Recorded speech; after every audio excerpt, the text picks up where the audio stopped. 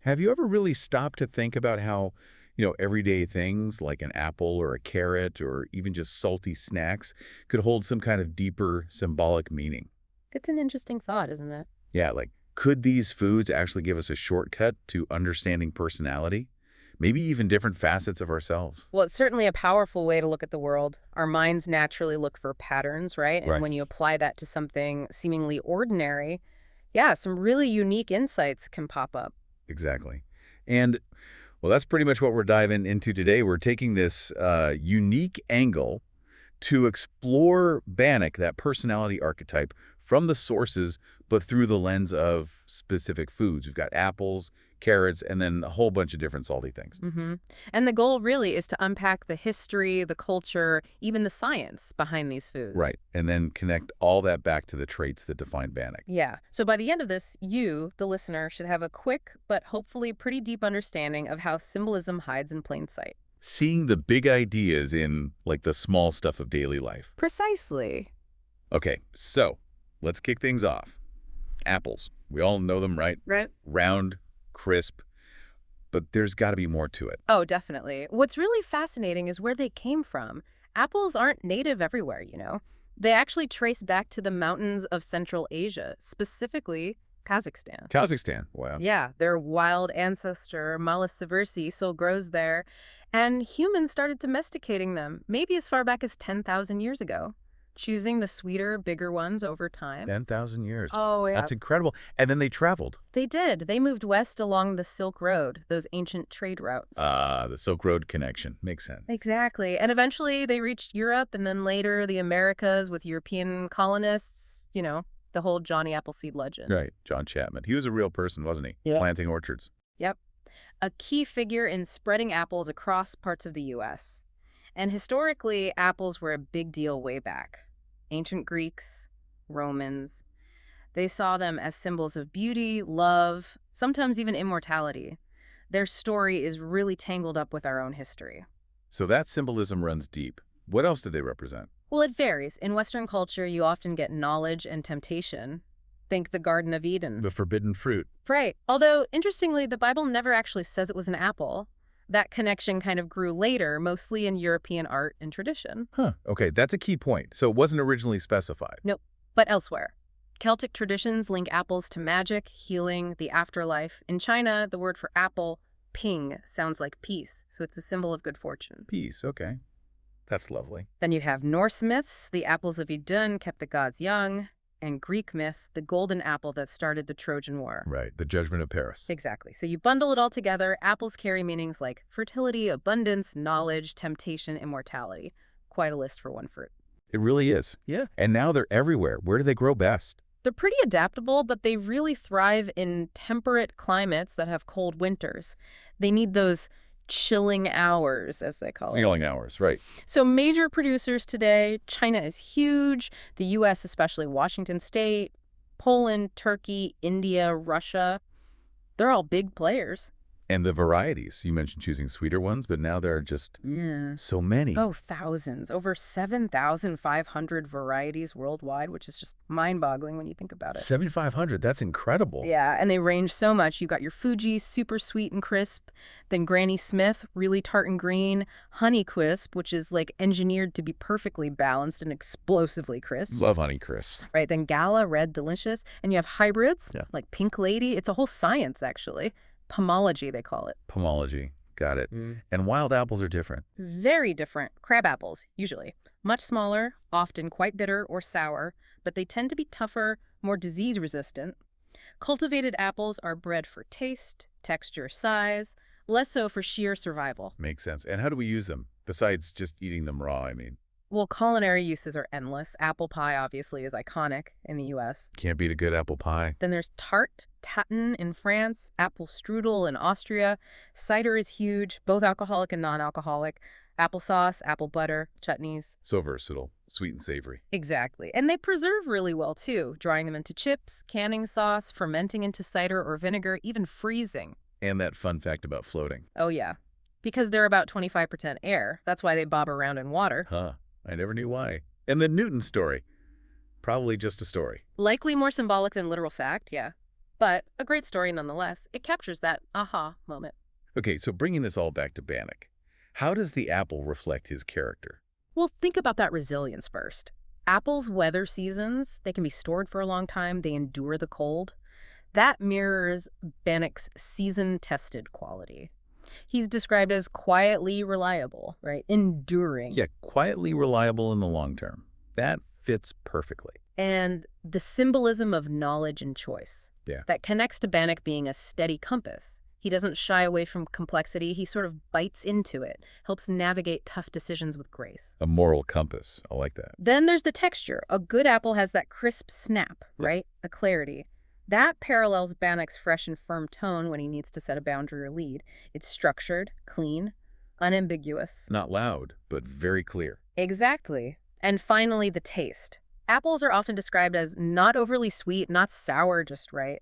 Balanced. That reflects Bannock's emotional tone, steady, sustaining, no big spikes or crashes. It's like everyday wisdom in a person. Balanced, reliable, clear, resilient. Okay, I can really see the apple in Bannock now. That makes a lot of sense. Right. It's a use of a lens. Okay, so let's shift gears. What about carrots? The humble root vegetable. Right. Carrots. Docus carota. Typically orange, but, they also come in purple, yellow, white, red. I've seen those rainbow carrots. Exactly. Crisp texture, sweet, kind of earthy flavor, especially when raw. Gets sweeter when cooked. And their history. Is it as ancient as apples? It's pretty ancient, yeah. They're native to Persia, modern-day Iran, and Afghanistan. But here's the really surprising part. They were originally grown for their leaves and seeds, which were aromatic. Wait, not the root.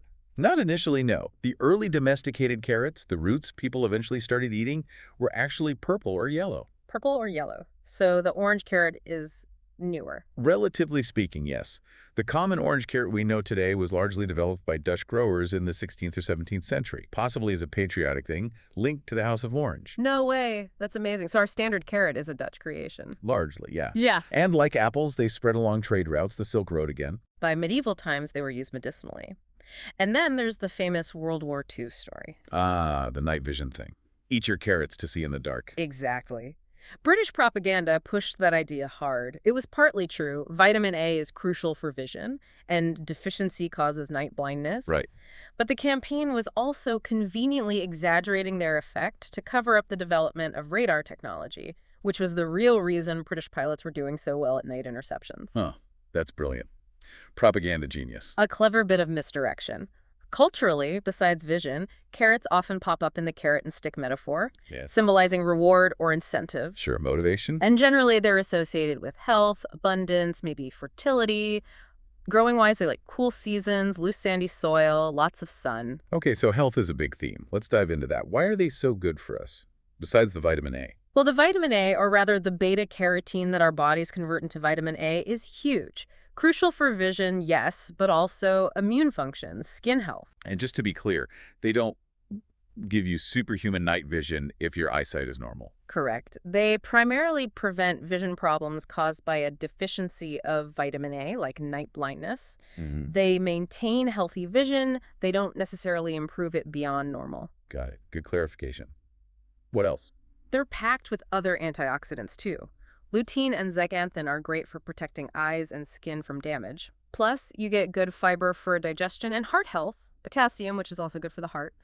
There's even research suggesting links to cancer prevention, and they help with weight management, blood sugar control because they have a low glycemic index despite tasting sweet. Just a real nutritional powerhouse. And those different colors mean different nutrients. They do. Orange is beta-carotene central, obviously. Purple carrots get their color from anthocyanins, powerful antioxidants like you find in blueberries. Ah, interesting. Yellow ones have more lutein, red ones have lycopene, the same stuff in tomatoes, and white ones are mainly good for fiber. So eating the rainbow of carrots is actually beneficial. Definitely. And fun fact, you can eat the green tops. People make pesto out of them, put them in soups. They're a bit bitter, but edible. Carrot top pesto.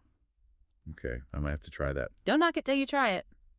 Another fun fact, beta-carotene actually gets its name from carrots. Oh, that makes sense. Carota. Exactly. All right, so connecting carrots back to Bannock, how does this earthy, visionary vegetable map onto him? Well, think about how they grow underground. Humble, earthy, grounded. That reflects how Bannock leads from below. He's rooted. His strength isn't flashy. It holds that illumination within. Leading from below. I like that description. Not seeking the spotlight. Right. And the vision connection is pretty direct. Carrot's eye health. Bannock, visionary. He sees down the road. He's the long view strategist, but cloaked in that emotional steadiness we talked about. Seeing the long game. Okay. And the texture tells a story too, doesn't it? Raw carrots have that satisfying crunch. They're firm.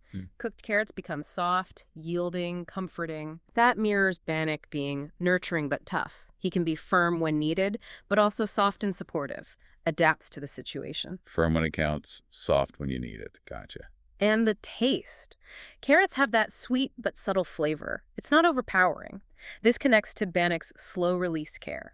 It's a sweetness that lasts, a steady, dependable presence. The you're safe with me kind of feeling. Sweet but subtle. Slow release care. That paints a really clear picture of his supportive side.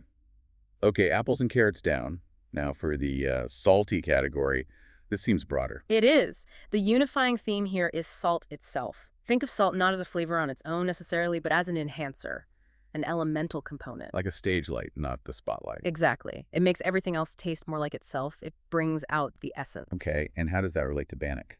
Well, like salt, Bannock often doesn't need to be the center of attention. His role is often to amplify others, to bring cohesion, to draw out the underlying truth in a situation or a group.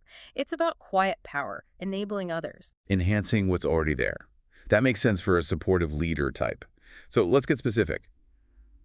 What kinds of salty foods connect to him? Okay, let's run through a few. First, think about pickles. Of course. Pickling takes something vulnerable, like a cucumber, and through brine and time, it makes it zesty, resilient, shelf-stable. It transforms it. This mirrors how Bannock honors stories and scars. He can hold difficult experiences, trauma, without letting them decay or rot.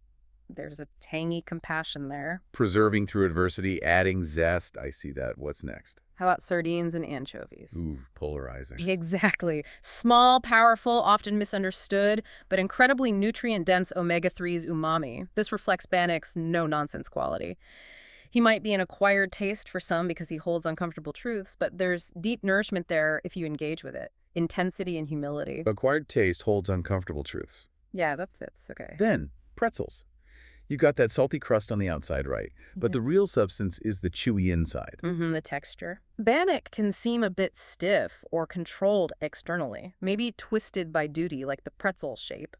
But inside, there's warmth. The flavor, the character, comes because of the pressure he's faced. Orderly, but warm. Pressure-forming character. Okay. Soy sauce. Aged, fermented, deep, dark. Just a small amount fundamentally changes a dish. Right. A little goes a long way. That's like Bannock holding decades of inner evolution. His insights, even small ones, can have significant ripple effects. It speaks to emotional depth. Deep aged wisdom. Got it. What else? Cured meats, like, say, bresaola or prosciutto, preservation through salt, air, and crucially, time, patience. Right. It takes time. Bannock's strength feels like that earned, not born. It's been seasoned by trials. It's not raw power. It's seasoned wisdom. Seasoned by trials. Nice. Okay, think smaller. Sesame seeds, tiny, right, but potent, grounding, packed with minerals. Yeah. Huge flavor for their size. That's Bannock holding more than people realize. He might seem unassuming, but he's a foundation builder, providing quiet substance. Quiet substance. Okay. How about cheese? Any salty cheeses? Oh, definitely. Feta cheese. Crumbly, tangy, keeps its edge because it's often brined. Get that bite. This is Bannock when he needs to be salty and sharp. His boundaries aren't soft, they're seasoned, they're clear. It's an assertive kind of nurture. Assertive nurture. Interesting pairing. Then you have Kalamata olives. Rich, complex, often a bit bittersweet, the result of long cultivation and curing. Right. They have depth. Bannock understands that bitterness, processed wisely, doesn't just have to be negative. It can become part of your character, add depth. That shows real emotional maturity. Turning bitterness into character. Wow. How about miso paste? Fermented soybean paste, alive with umami, deeply nourishing. The base of miso soup, yeah. Bannock can be like fermented patience. He's the warmth at the base of that healing broth, something that develops slowly and provides foundational care. Foundational care. I like that. Or something really simple, salted crackers. Like saltines. Yeah, or any basic savory cracker.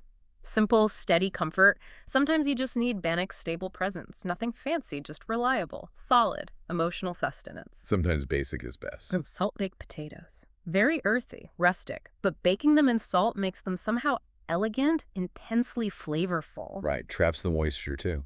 Bannock has that earthy core. He's the person you want around a campfire. Simple, filling, timeless, rooted warmth. Rooted warmth. Roasted nuts, salted, a satisfying snack, right? Yeah. High protein, gives you energy. Definitely. Good trail mix component. Bannock can be like that, nourishing and gritty. He gets his hands dirty, keeps the team energized in a practical way. Functional loyalty. Functional loyalty. Right, yeah. Gritty, yes. And maybe one more with a kick. Gochujang. Korean chili paste. Right. It's got that amazing balance of salt, spice, sweetness, and umami from fermentation. This is Bannock when he lets that inner fire show. He's usually reserved, but he can be fierce when protecting something. It's a blend of sharpness and depth. Intense protector. Intense protector. Combining salt and fire. Okay. One last one, maybe. How about dried seaweed, like nori? Oh, interesting. Salty umami from the ocean. Exactly. Light, mineral-rich, flexible. This could represent Bannock holding deep emotions beneath a still surface, like the ocean. Wise, adaptable, connected to deeper currents. Fluid fortitude. Fluid fortitude. Wow, that's a lot of connections from salty foods. It really paints a picture, doesn't it? And the key thing to remember, looping back to salt itself, with Bannock, his salt isn't about sharpness, it's about soul. These foods echo how he leads, preserving what's important, enhancing what's present, nourishing the group in quiet but powerful ways. Preserving, enhancing, nourishing. He really embodies that ancient vital role of salt preserver, protector, sacred essential. That's incredibly insightful. What an amazing way to explore a character. We've gone from apples and carrots to, well, everything from pickles to seaweed. And through them, we've built this really rich, detailed picture of Bannock resilience, vision, that grounded strength, the quiet power, the deep emotional wisdom. It's all there. And hopefully it shows how knowledge and understanding can really come from unexpected places. It encourages you maybe to look at the everyday things around you a little different. Absolutely. See the symbolism in the mundane. Yeah. So maybe a final thought for everyone listening to chew on. Go for it. What everyday objects or foods in your life, if you really took a moment to deep dive into them like we just did, what surprising truths might they reveal about yourself, maybe, or the people around you, or even just the world we live in? That's a great question to ponder. What's hiding in plain sight in your own kitchen or pantry?